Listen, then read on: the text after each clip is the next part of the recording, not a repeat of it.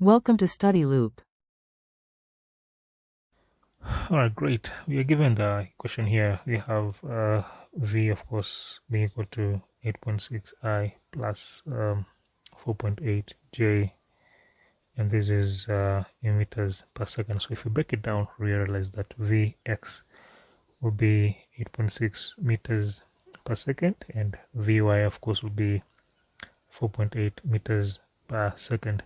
So therefore, part A, we can determine the horizontal range of projectile because Vx is a constant all through, right? Vx is equals to constant. Therefore, Vx at t is equals to 0, and Vx at also Vx at t equals to 3 seconds, right? Is equal to, therefore, we are looking at x being equal to 8.6 multiply by 3 seconds, and you're looking at this is 8.6 multiplied by 3, 25.8 meters.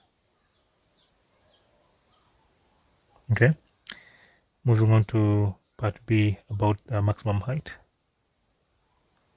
Okay, can also be solved because we know that Vy is given as 4.8, so Vy is 4.8 meters per second, which means that we can find the Voy since it's not constant, right? So Vy will be equal to Voy minus Gt, right? So therefore 4.8 will be equal to Voy minus 9.8 multiplied by 3. So therefore Voy should be equal to 34.2 34.2 meters per second. Then we need to find y equals to Voy multiplied by t minus 0.5 gt squared. This is the equation that can help us find this, because again, if you find the derivative dy dt for this, should give Voy minus gt. So if we equate it to 0, Voy minus gt should equal to 0. T therefore will be equal to 34.2 divided by 9.8. Okay, and you have 3.49 seconds. Okay, so because you have that time, you can find the maximum height.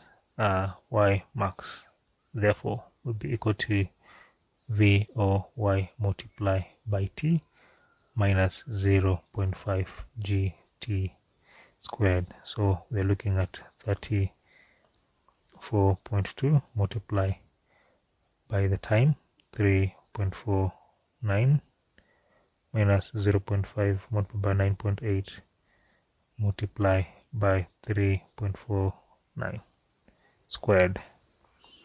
So this is 59.67 meters. That is the answer. Okay, continuing the other bit, part C, determining the speed of motion. Okay, can also be figured out because the final velocity is equal to the similar and initial velocity. So therefore v squared should be equal to Vox squared plus Voy squared.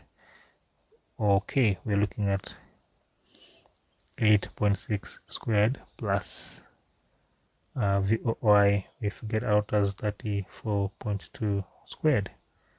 Okay, so therefore V will be equal to the square root of 1243.6, and this is 35.26 meters per second. Okay, that is the speed that we are looking at.